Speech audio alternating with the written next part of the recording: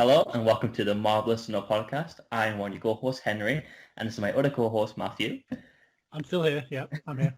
And today we've got a very special guest, Jay.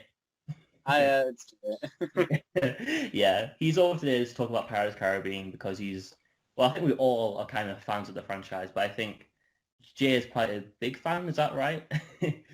I was obsessed with it when I was a kid, and the only toys I used to have were Pirates of the Caribbean. Yeah, right. So we have like quite I think I got like a varying array of like opinions from all three of us on the five movies. So I guess first of all I just want to go through like the general opinions of the films. Like first off, so Jay, do you want to tell us in general what you think of the whole franchise? Oh God, the whole franchise is. I mean, it's great, right? Pirates of the Caribbean is an amazing franchise, but as a whole, it's not as great as a whole. Independently or the original trilogy, phenomenal. Yeah. When you do the last two, then that's when we start losing some points. Yeah, I think that's a popular opinion at the moment, definitely. So Matthew, what do you think of the general franchise? I'm very much the same. Yeah. I think that the first three untouchable. Yeah. They're on the pedestal. You can't touch them. Yeah. However, it's like this sort of took their eyes off the road a little bit and crashed into a tree, did a flip, landed on an oil tanker and exploded. That's a very good description. I think the same thing here for me. I really love the first three movies a lot, and I rewatch them like once a year maybe. But those last two, I think I've seen them once, and I kind of just avoid them like whenever I can. Every year for Christmas, I get a DVD in me stocking. Last year, I got Pirates of the Caribbean: Dead Man Tell No Tales. And it's still in its packet. Like I've not opened it. Yeah, I don't blame you, really. I think I do. Would you agree, Jay, that you were quite excited for the fifth one, at least?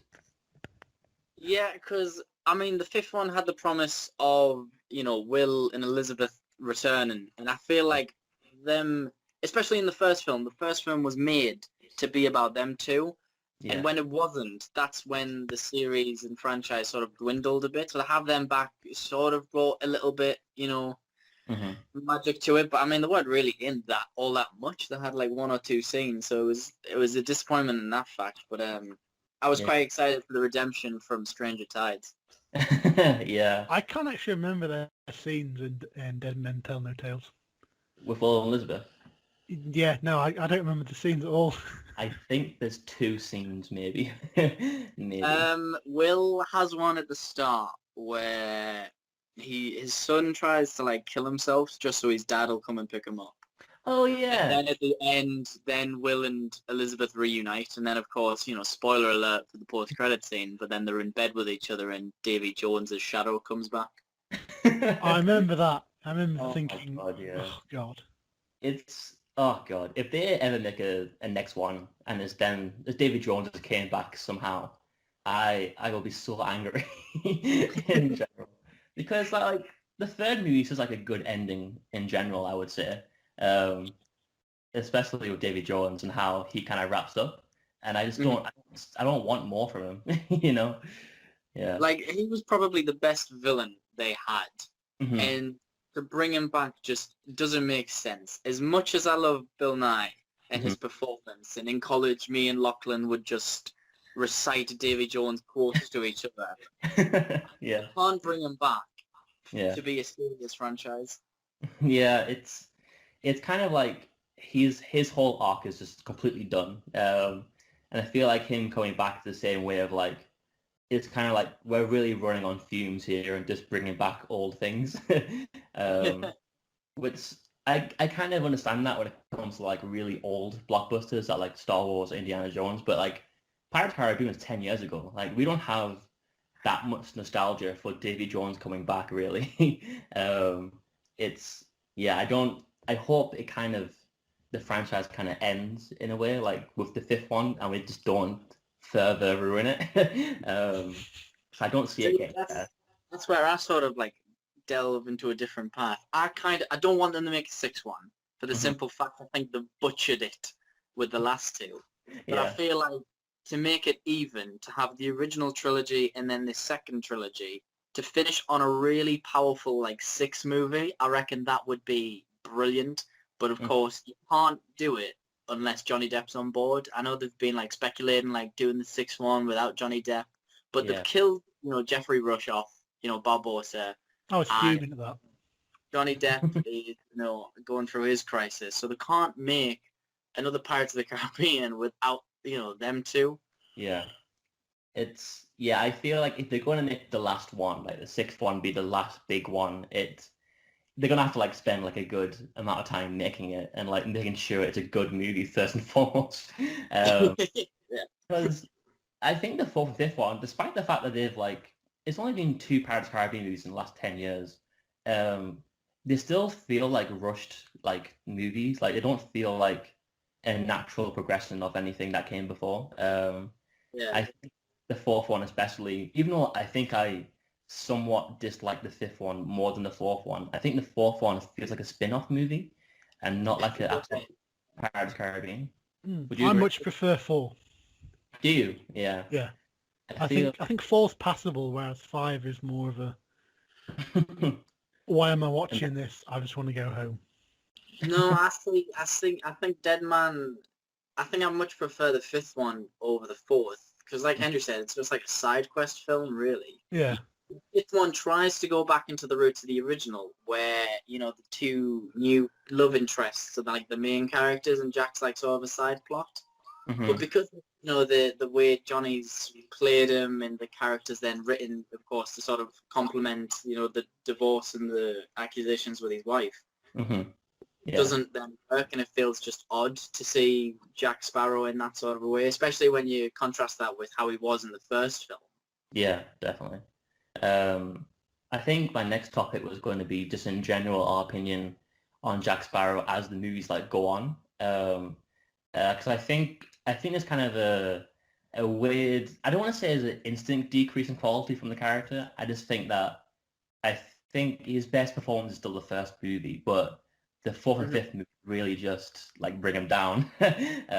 Would you agree? Yeah, I'd agree. The first one was just so fresh and original, and you could see sort of like the love and the passion that Johnny sort of put into the character. And then as the movies progressed, it was no longer, Johnny playing this pirate character. It was now Johnny playing Jack as needs be. Like it was it's like meant to be this like mysterious like character who was so like confident and arrogant, but would like obviously like mess up, but he'd always be able to like save it. He was a quick thinker. Yeah. As the movie progressed, he just became this almost bumbling idiot, stumbling through everything and somehow being lucky. It was no longer sort of, it didn't flow quite right. I would agree. Matthew, did you agree with that? Yeah, I think you're left with the feeling from the original 3 that maybe it's an act. Yeah. Maybe it is, maybe it isn't. And there are certain things he does where you can see, yes, that's how he's survived this long.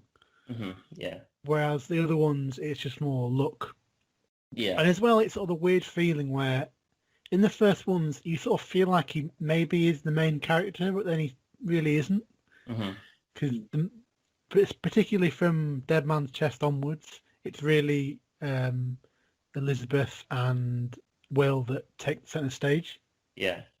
Yeah. Well, but that's sort of the impressive part of it is that they all manage to have their own depth and their own development and their own arcs. Yeah. And I think that's why it feels like such a drop-off and why you said it feels like a spin-off, because it's complete. Yeah. They've all learnt something. They've all changed. Yeah. And that's it. Yeah. And like the third movie has like incredibly like big stakes. Like there's the Cutler Becker character who's taking control of all the seas, and like there's all these like sort of big grand like there's a whirlpool ship fight at the end of the third one.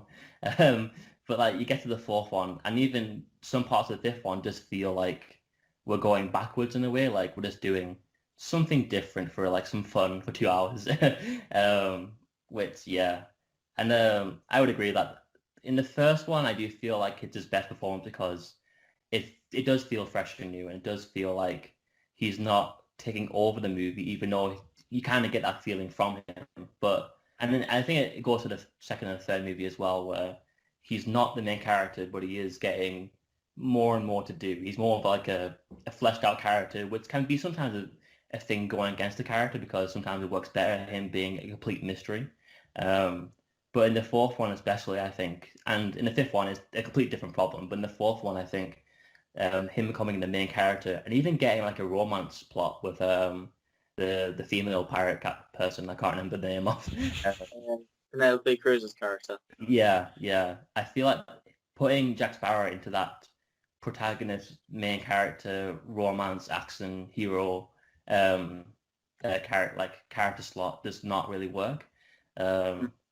Yeah, it's weird. And then the fifth movie just becomes just an idiot in all ways. Yeah, it's. And would you say that is the actual performance gets worse, or would you say it's just the scripts, Jay? It's a little bit. I mean, the fifth one, the script had to be changed to, of course, compensate Johnny Depp's personal problems. So then you could say the script writing was, in that sense, bad. Yeah. But with the fourth one, like, yes, because the first film had all of its like setups and payoffs, and it really focused on Will and Elizabeth, and had all these other characters and their like little mini stories. With Dead Man's Chest and At World's End, you still had all the different sort of stories and characters, and that's why I think they work, because it focused on Will and Elizabeth. Yes, it put more attention on Jack as the star like character, Yeah. but he had his own story arc, which then would intertwine with theirs. Yeah. As soon as you get to the fourth film, it's literally just Jack's story, and any other sort of side plot or like that mermaid and the priest guy. Like, what was that story about? They briefly mentioned it, and like it just got forgotten about and brushed under. So they clearly didn't care about anything other than it's just Jack and he's going for the fountain of youth. Yeah. It was nothing, and then the whole payoff with Blackbeard against Barbossa, like. It was just mentioned, but it wasn't ever like thought of. Just sort of forgotten out, and then at the end they went, "Oh yeah, this was a thing. We'll quickly put this in."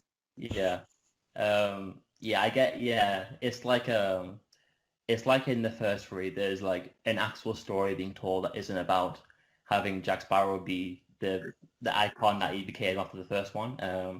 It feel like an actual like big story. And sometimes, I think especially sometimes in the third movie, it can get a bit too complicated. Like there is a lot going on, and there is like a lot of different plot lines that don't always like match each other, like where they are at.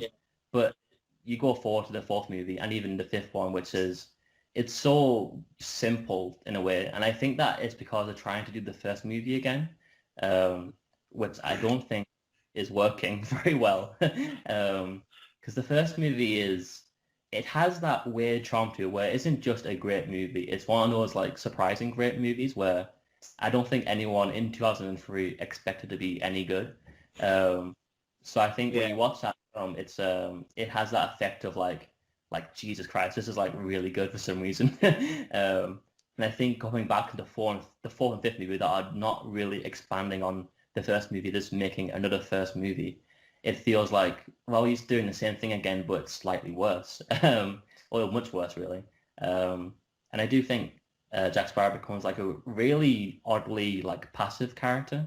He just sort of, especially in the fifth movie. In the fourth movie, he does get like dragged around by other characters. Like people, I think Penelope Cruz's character literally says to him, "You want to come on this quest to get the Fountain of Youth because." I want it, not because he wants it, really. It's just because she wants it for her father. And in the fifth movie, I think he's just like there by chance. I can't really remember, honestly. Is he there by chance? I can't remember either. I think it's just, he was trying to get the ball back look, this is the thing, right? These are the two most recent movies. 2017 was when the last one came out. That's only like 3 years, and none of us can really remember the Yeah. story. The first 3 movies we could recite to each other like almost word for word here. The Yeah. last 2 are just atrocious. Yeah. But yeah, it was just sort of like brought onto it and like, oh, I've got caught up in this and I'll go. Yeah. It's, yeah, because I remember the 5th movie, I feel like that movie is trying to be like, kind of like a commentary on the franchise itself, because by that point it lost a lot of steam. And I think Jack Sparrow being like down and out on his luck is meant to be the franchise like down and out on his luck. But the movie never makes Jack Sparrow learn anything or get better. And I think I don't even know if they tried to, because I remember there's a flashback scene in the 5th one with like a young Jack Sparrow, and I think they like tried to explain that how he got his hat or something like that. And I don't really. We've all been wondering since the first film. Yeah, all the questions we had. Yeah, I think they give him his compass, and then he goes, "I'm Jack Sparrow now," and then it cuts to the present time, and he's just still an idiot. I don't really understand what the whole arc was. I don't really think. I remember at the end as well. I think that the girl character and the Swan Turner's son, I think they like essentially saved the day, and Jack Sparrow is just kind of watching them do it. And I don't. Yeah, it's odd. It's just so odd in the 4th and 5th movie, especially because you would think that they would, knowing that he's the star of the movie, you'd think that they would like make him an actual like Indiana Jones active sort of character. Yeah, it's weird. Into like a new topic, Jay, what would you like to like happen if they're going to make the next one? I mean, because we already said like want to make it like really like a final send off, but like, what do you think the movie needs to be in order to have that last good movie? Yeah. I think it needs to do some like justified fan service, however they're gonna do it. Because the thing is, like with the first film, like the post-credit scene was just the monkey in the prison. That's all the callback to the ride. Yeah.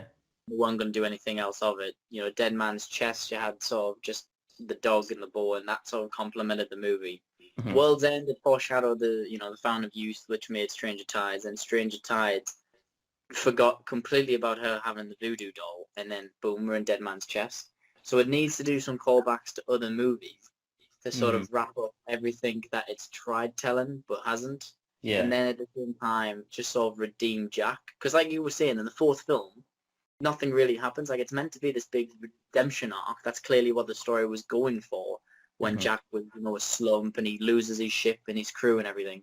Yeah. But then by the end of the film, what's really changed? Like, why did the crew go back to Jack? There was nothing they just came randomly because that, like Wilson said. Yeah. He then never did anything to prove to them that he was, the Captain Jack we all know and love. And there was just nothing. He did nothing through that entire 5th movie to have any sort of redemption. But by the end of the movie, he stands there on the Pearl and is content with his next adventure. Like, I don't understand. So it needs to be a proper redemption arc for Sparrow as a character as well as the series as a whole. Yeah. I agree, definitely. I think as well it would be really helpful to have the original director back, Verbinski. So I feel like not just his way of like writing the films or doing Jack Sparrow. I think it was more I feel like he added something to those movies where it wasn't just another blockbuster that was going to do a general pirate sort of action scene. I feel like he added a lot of like that comic sort of weirdness to it all. That the fact that for the majority of the first 3 movies, and again sometimes in the 4th and 5th movies, there's like a lot of like physics bending action that makes no real sense. I feel like a lot of people point out the big wheel fight in Dead Man's Chest. It's like a great sequence that stands out, and it's so different from what we get now as well from general blockbusters. We don't really get that much of like a weird epic action sequence. And I think that the 4th and 5th movies, barely remember like the action in those movies. I think there's like a bank heist in the fifth one, is there? Yeah, That's like it's the start definitely of the seen, film. isn't it?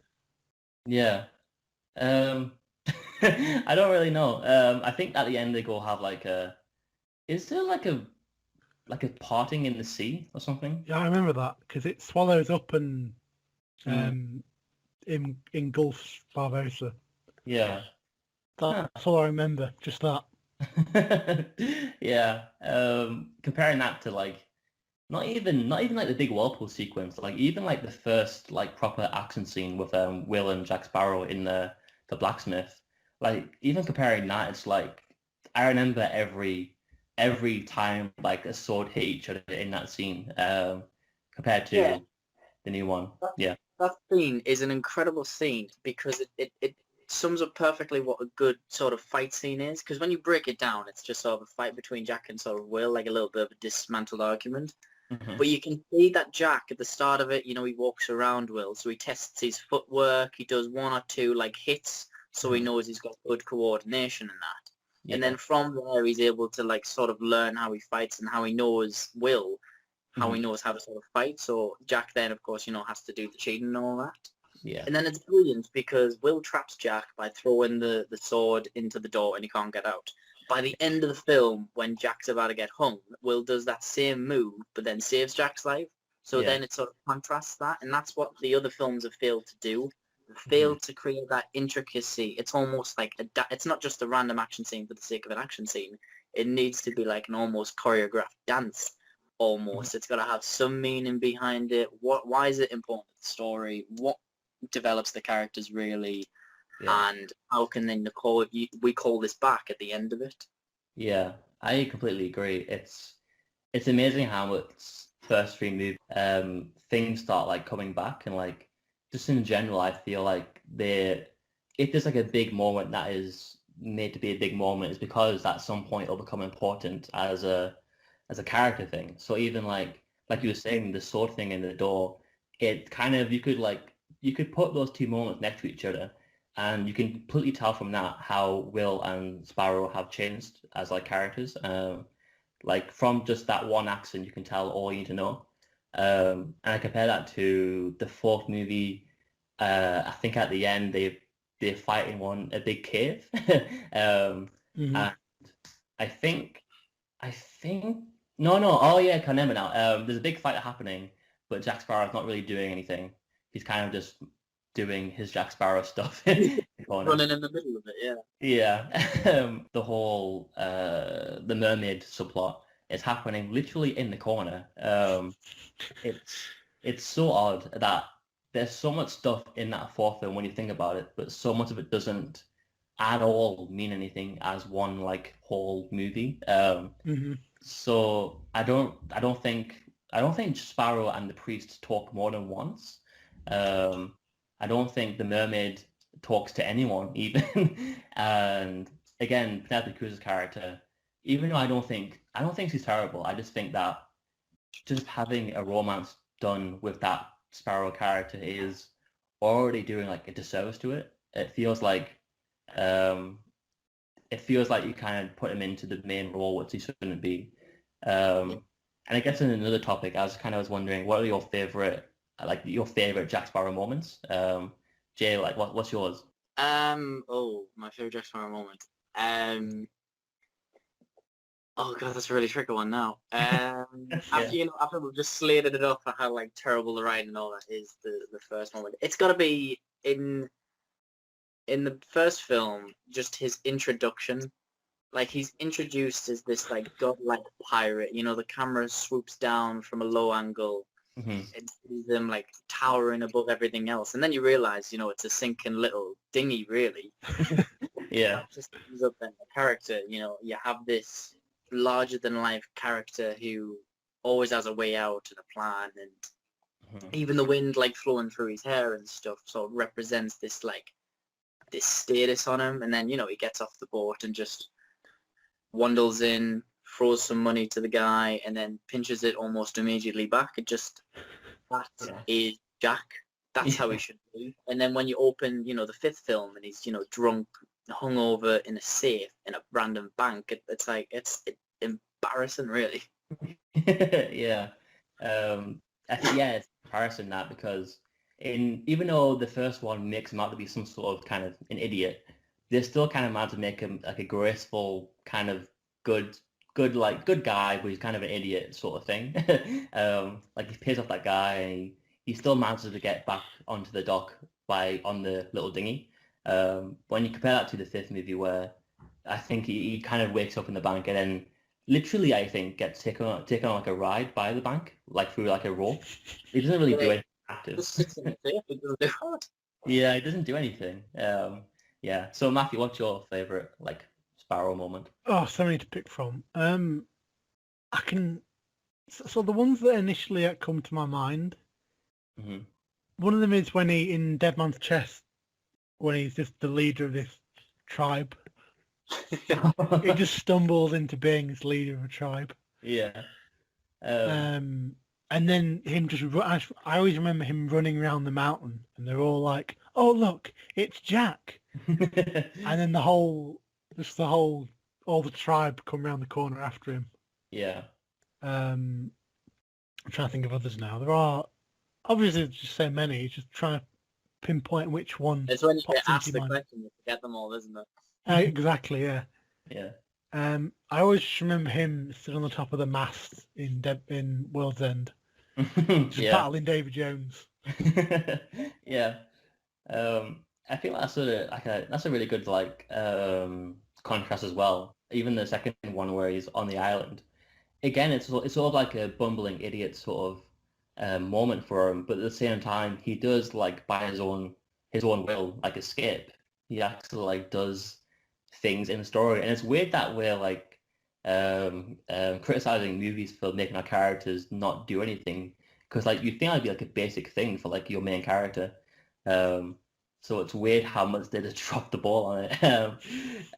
Yeah, I think for me, my favorite Jack Sparrow moment.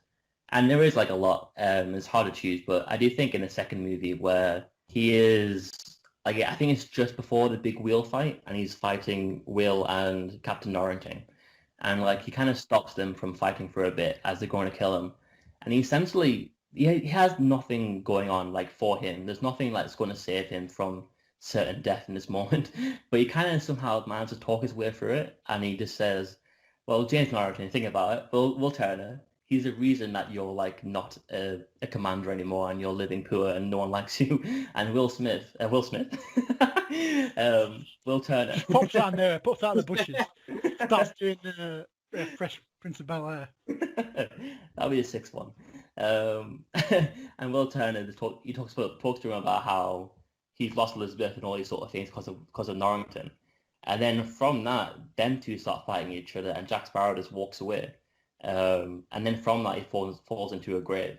So I think having that contrast between him being that good as like a con artist and then that bad as being just a human being is a great like 2-minute scene that just tells you everything you need to know about this character. And I think again, I keep on comparing it to the fourth and fifth movie, but it's hard not to when it's so different. It's I mean, that's a brilliant scene to sort of like contrast, because like when you were saying earlier about in the fourth film when you have the fight in the cave where the fountain is, right there, the Spanish army come to fight Blackbeard's army, and then you've got Jack and some other people.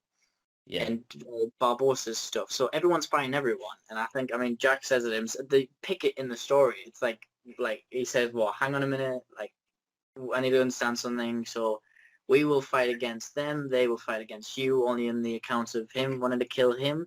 And that's it. All of them, for some reason, just have this big brawl. They've built up some story and mentioned it at times. But in Dead Man's Chest, it's Jack has a motive where he doesn't want to be eaten by the Kraken. Will has a motive to save his father, and Norrington wants his life back. It's a meaningful fight then between the three of them where the stakes are high. But in the fourth film, it's like, the Spanish, have been mentioned that they won the fountain. Oh, and here they are. We mentioned them at the start of the film, and they're just randomly here. There's been nothing built on it.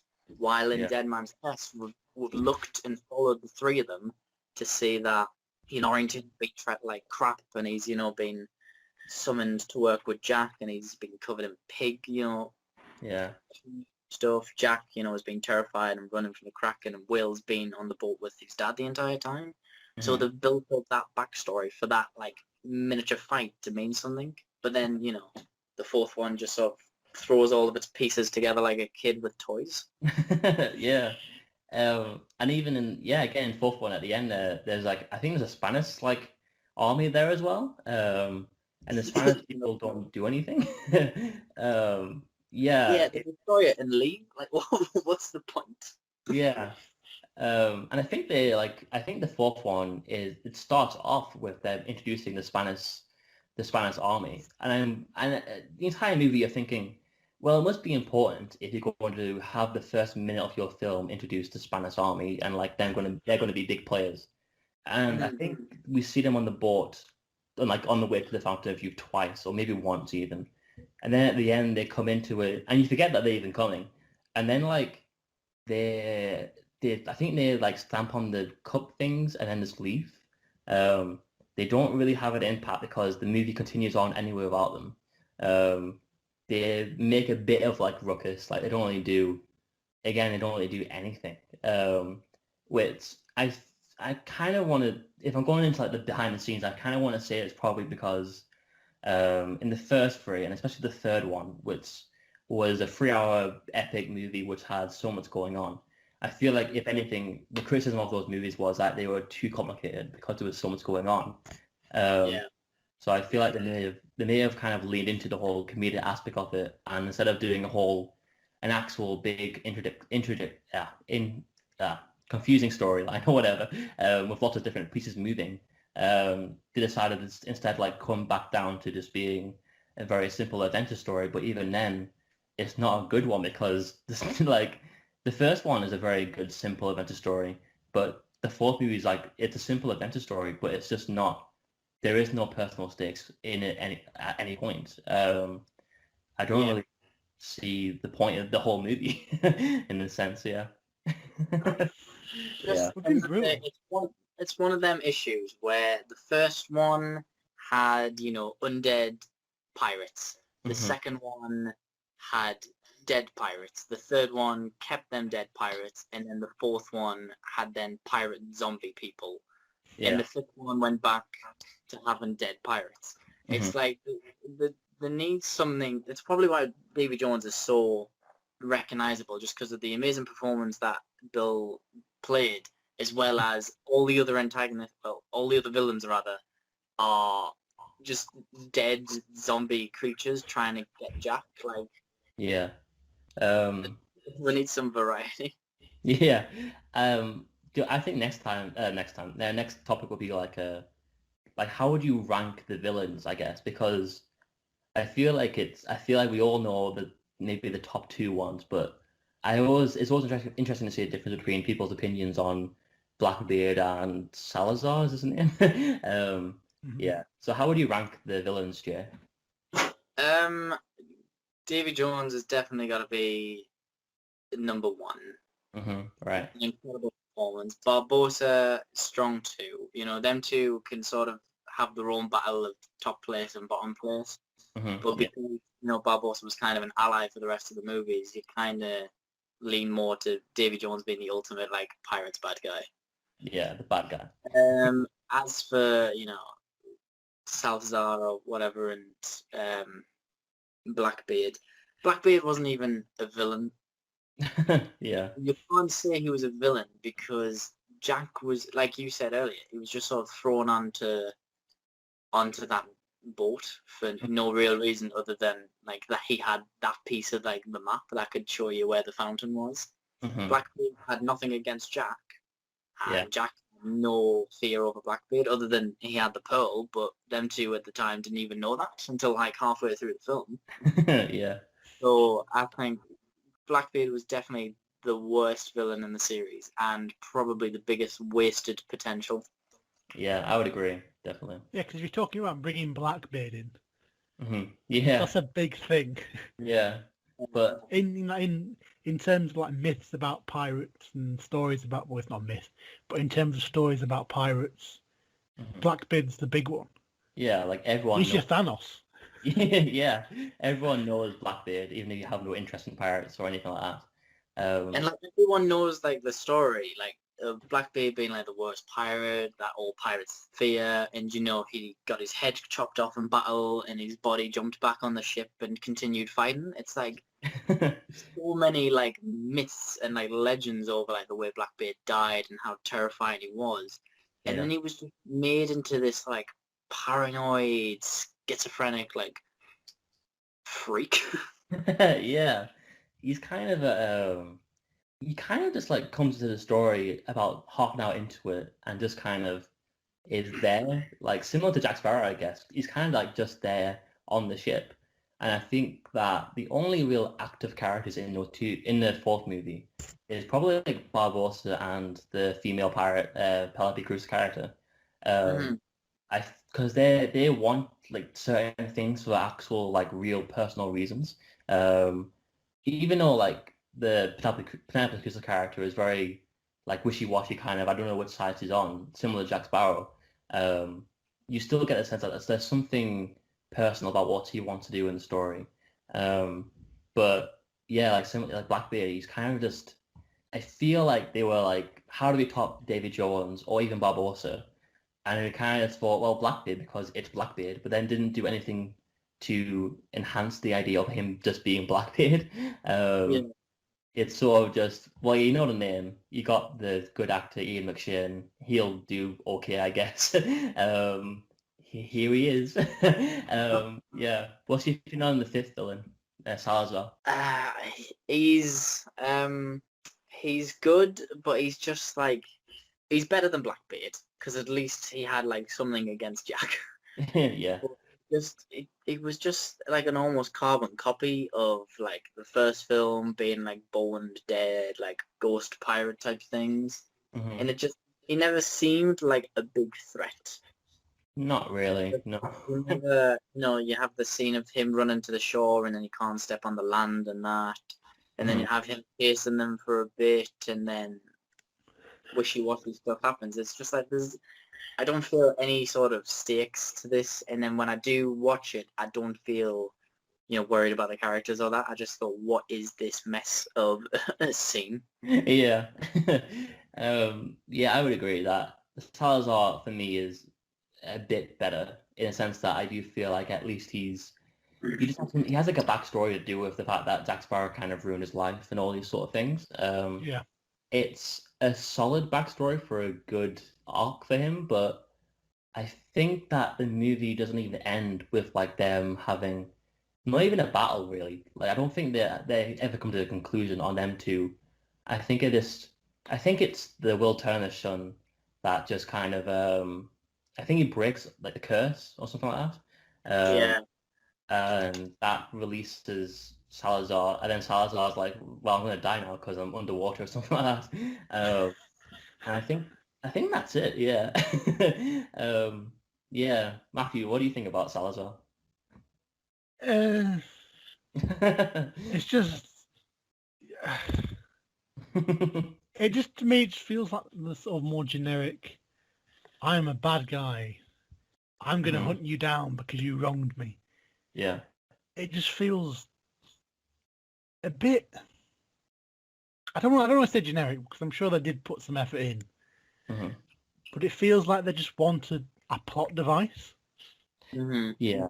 They just Yeah. felt like they wanted to create a reason to do with the plot that Jack has to do all these things and go on an adventure that he doesn't particularly want to go on. Yeah. And it felt like the reason they had was just a ghostly villain who is sort of a combination between Barbossa and Davy Jones. Yeah. Yeah. It's a magic ship with magic people on it. Yeah. And yeah, I wouldn't. Yeah, Yeah, it's kind of hard to talk about it's the kind of it's hard to grasp. yeah. They I put feel like like some effort in to make him a bit like scary and like aggressive. Yeah, Really, the only yeah. scene you could see which was a bit of a threat is when he's like threatening Barbossa. But even then, it's just it doesn't feel like it'll go anywhere. It's just like I would eat one person from your crew every time I go with my stick, and it's well, what's Yeah. the point? I don't know any of his crew, so they can die for all I care. Yeah. Crew from the original film, where you knew all of them, you knew Gibbs, Pintel and Rigetti, the small bald guy, Martin, I think his name was. Like, you'd feel upset if then you saw one of them die, or it was like, I'll kill one of these. But it wasn't. It was just a bunch of generic dressed pirates. Yeah, there's some people that were on board. And again, it's sort of, I think, a weird thing of Barbossa and Salazar don't really have any sort of conflict anyway. It's just there to be a bit scary and a bit menacing. And it's just, yeah, it kind of rings false in so many ways. And I feel like I made a big point of it on like the opinion post on the Pirates of the Caribbean I did, but that weird 5 minute scene where Jack Sparrow gets married, is I think the worst scene in this franchise. Because I would say that the first three are definitely jokey, kind of funny, quippy movies. But I never felt like at any point do I ever feel like the first three movies ever stopped to do a joke. It was always like a part of a scene that was about something else, or if it Like was a nice callback. it would always be for like some reason that would like make us go forward in the plot. In the fifth one, I remember the wedding scene is, I think by accident they get onto an island and they just Jack Sparrow wakes up and he's getting married and it's 5 minutes long. Like it's so weird. I don't really understand the point of it. And I think it's a pretty great example of what really brings down the last two movies. It just it all feels like a bit extra instead of like the next actual chapter. It just feels more like, well, it makes money, so we'll do some more. Yeah. Yeah. Um, and again, like this, they must have like for it's a comedic series, therefore we'll do more and more jokes. But yeah, it just feels like Most people like it. Let's like make them laugh, but that's not why we liked it in the first place. yeah, if Jack Sparrow was the main sort of like audience takeaway from the first three, it was because he wasn't just the comedic character in a serious setting. It was because like he was a character as himself as well. Like he had a little arc in the first movie. He had so many different things that were mysterious about him. He would do stuff that propelled the plot forward. He wasn't just the big joke off the movie. And in the fifth one, I mean, there's even a scene where he has no trousers on, and that's the joke. Um, it's really like depressing when you think about it. The downfall. We've been brutal. We have been, yeah. Well, I mean, if they're gonna make a Redemption 6-1, like they keep saying they're going to, they need to take constructive criticism from every article, every podcast or video made about it. Because, like Henry said, the fifth film had that entire wedding. It was like 5 minutes of just a joke, which then makes the franchise and the film itself just look as an embarrassing joke. The first like film and the other, Dead Man's Chest and World's End don't really have any scene that is meant to be a joke. They have like throwaway lines or little comments or like a nice witty back and forth bit of banter between the characters, and that makes it entertaining and funny. When they're all around the pirates' table and that guy goes, and so we shall go to war. It's like, that's a really serious scene, but that's a really funny line that just quickly get in, and it's just like quick, boom, and it's brilliant, and it makes that entire scene hilarious for the right reasons. Yeah. The wedding makes the film look like a joke. Yeah.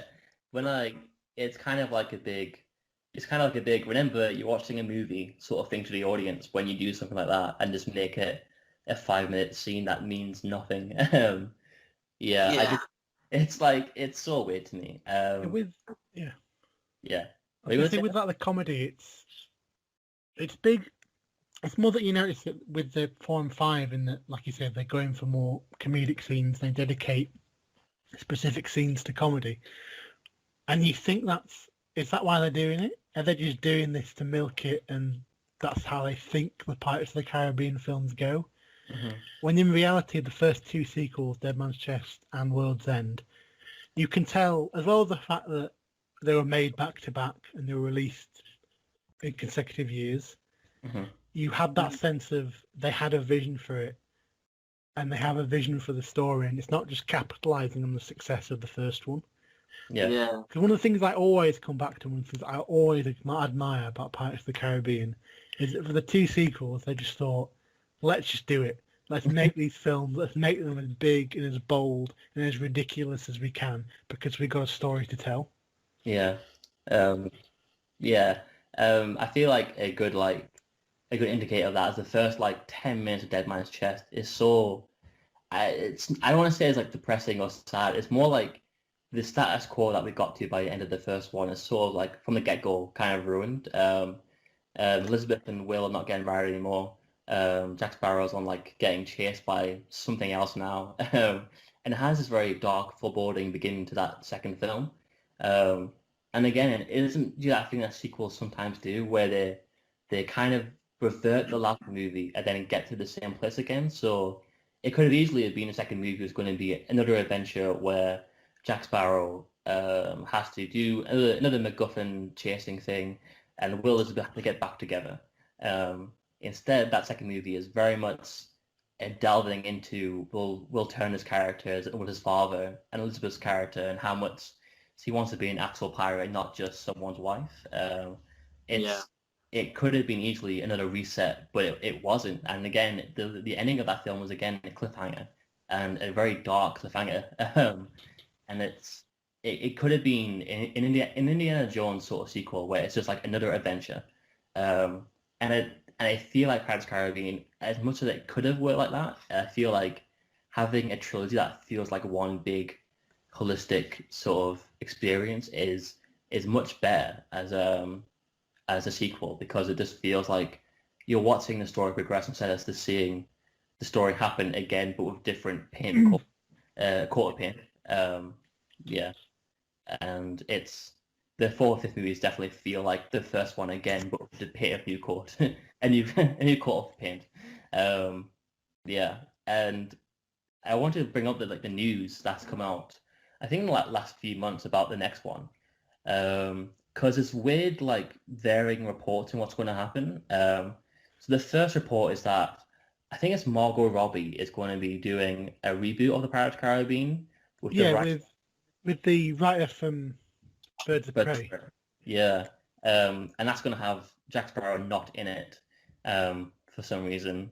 But at the same time, they're also saying that they're having a new Pirates of the Caribbean movie that's the continuation of the 5 movies, but without the whole Margot Robbie thing, and it's going to be written by the same people that did the first 5 movies.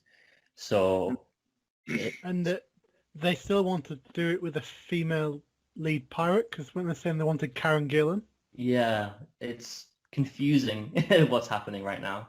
How would you feel, Jay, about a Margot Robbie new female cast, or a continuation but without Jack Sparrow really in it that much? This is the thing. I know, especially with the film industry and everything going on with Black Lives Matter and female power, I guess you could say. I understand the need for it and the representation in film to do it. However, Elizabeth Swann was a fantastic example of a strong female lead. She was never just the governor's daughter. She was this character. She did her own thing. She fought against Jack and Will and all of them. And then the pirate empress or whatever. Yeah, that's something to look up to. And so they shouldn't fall into the same boats like the Ghostbusters remake did, where they just did the Ghostbusters but with women, because that film flopped, not because it was women cast. There was a good selection of female actresses there, but just because it wasn't a film that needed to be a film. There didn't need to be a female Ghostbusters, really. Yeah. They made the film because they needed it at the time, and so I don't think that remaking Pirates of the Caribbean or doing the sixth one with an entirely female lead is a great idea.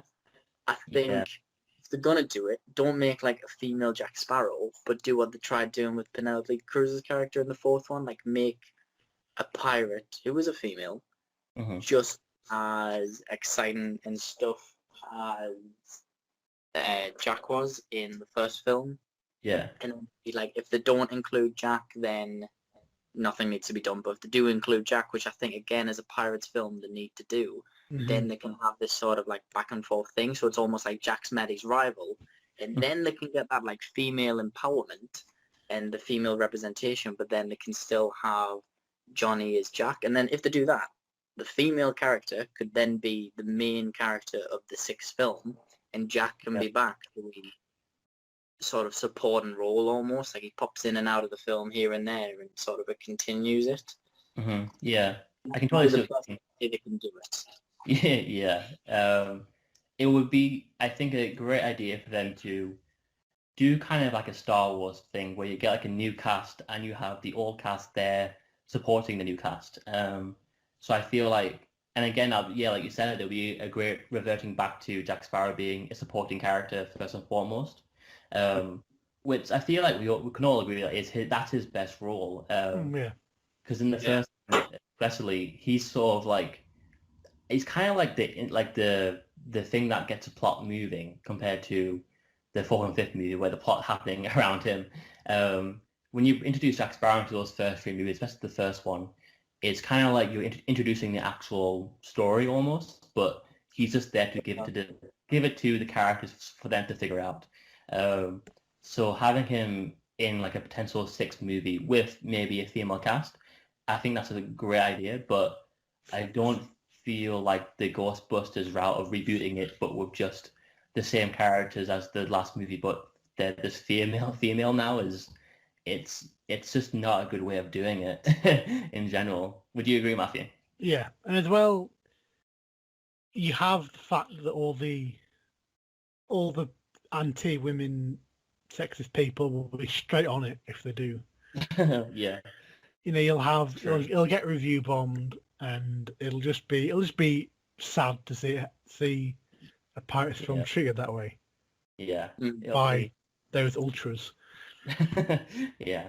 Because like you say, I think there is definitely a way to do it, and I think a Margot Robbie character or a Karen Gillan character have a place, or have a potential place in the franchise. Yeah. You've just got to approach it like The Force Awakens was. Yeah, kind of like, I mean, even the fifth movie tried to do it, I think, in a very small way of like the main character whose name I can't really remember from the fifth movie. I think they kind of tried doing it there, but it's down to the same pitfalls of just like, again, way too much comedy, not enough actual personal stakes, not enough actual like horror even, because I feel like that's a pretty main big thing about the first three movies. They're quite like, they're always some place like some sort of horror or like kind of a tense scene. It's never, I mean, the fourth movie, I don't really think we have any sort of horror-led sequences. It's you don't really have that overpowering, ghostly or powerful antagonist. Yeah. It's just sort of, they ghost because the last one we had ghosts kind of. It's the feeling of the entire series from the fourth one onwards is like kind of like we did it before, so we'll do it again, sort of thing. Yeah, so we're coming up to an hour now. So at the end, just now, do you want to like do a little kind of like a general kind of opinion on what we just talked about for an hour? Yeah. Yeah, of course.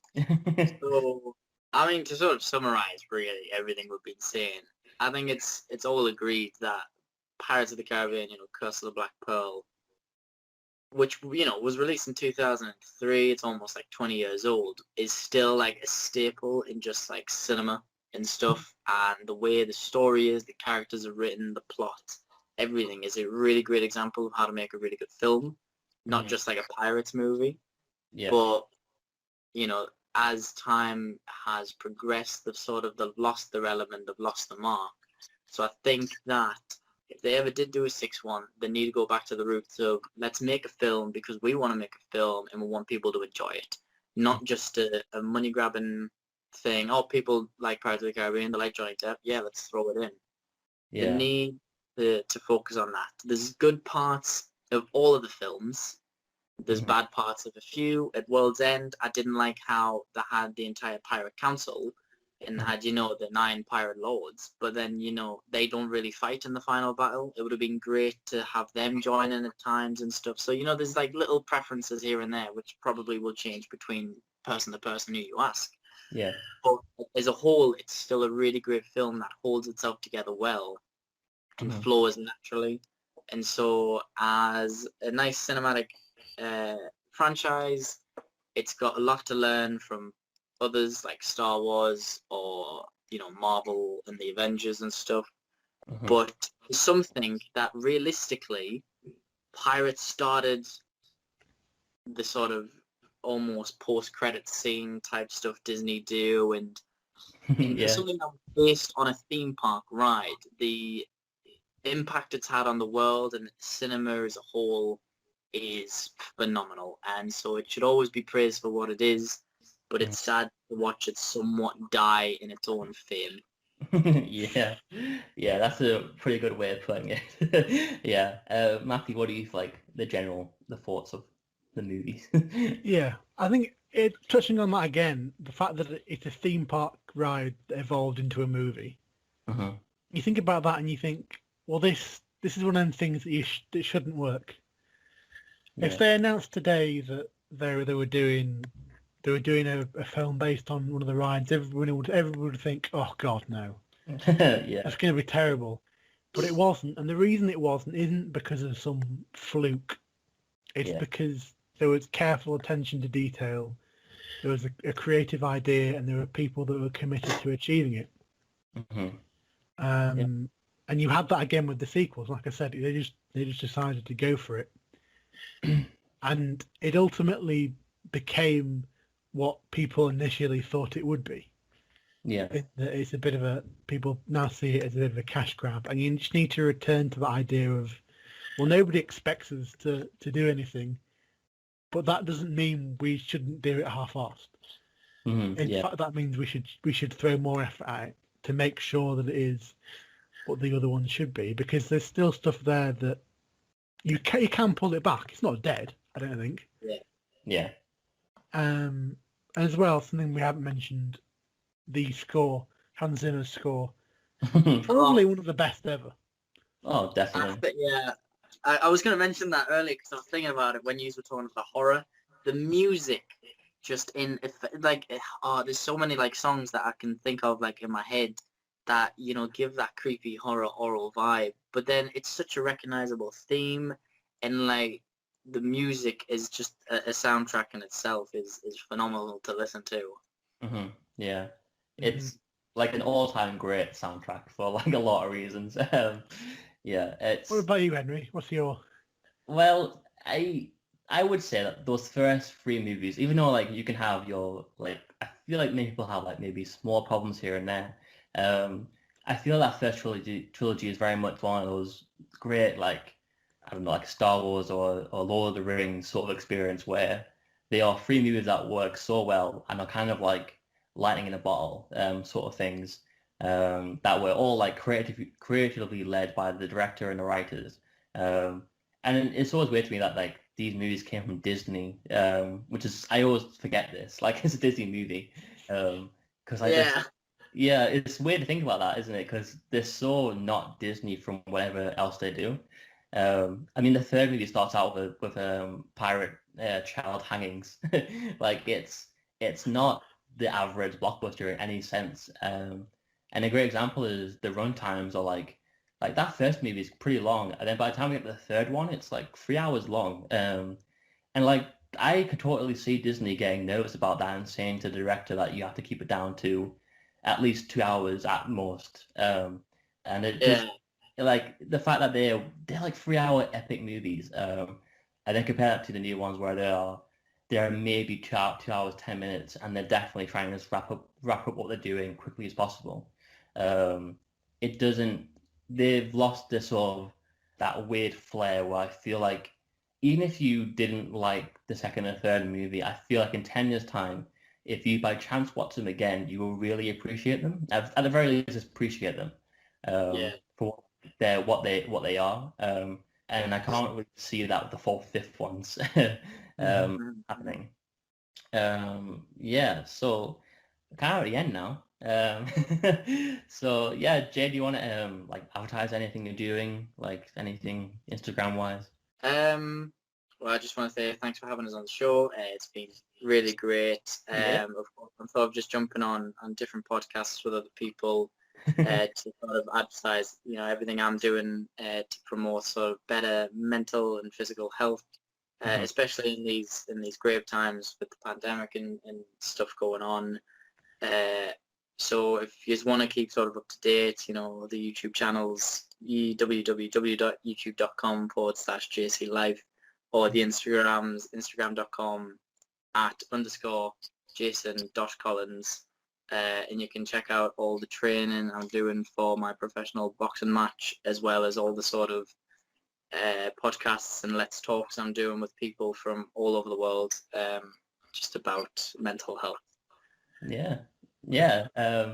You'd be nice having you on, It's like we don't really get that many guests. No, we don't. Oh, that's lovely. I love making little pop-ups here and there, and especially because we've been to college together, Henry. It's lovely catching up, really. Like a little reunion about Pirates of the Caribbean. Yeah. Yes, I really recommend following you on Instagram or the YouTube. You're doing some really great stuff. We'll put links in the description for the episode. Yeah, definitely. And we'll tag you in the Instagram posts as well. Yeah. So for us, you want to follow us, it's at Marvelous Cinema Podcast on Instagram, and for Twitter, it's at Cinema Marvelous. So at the moment, we're just doing like opinion posts and just general reviews. Next week, we're doing Star Wars reviews, I think, every other day, maybe. Yeah, we are. So you want to do that, you can follow us there. So this has been a really good episode. It has been real fun. Yeah. Goodbye, I guess. Thanks for listening. Yeah. Bye. So, goodbye.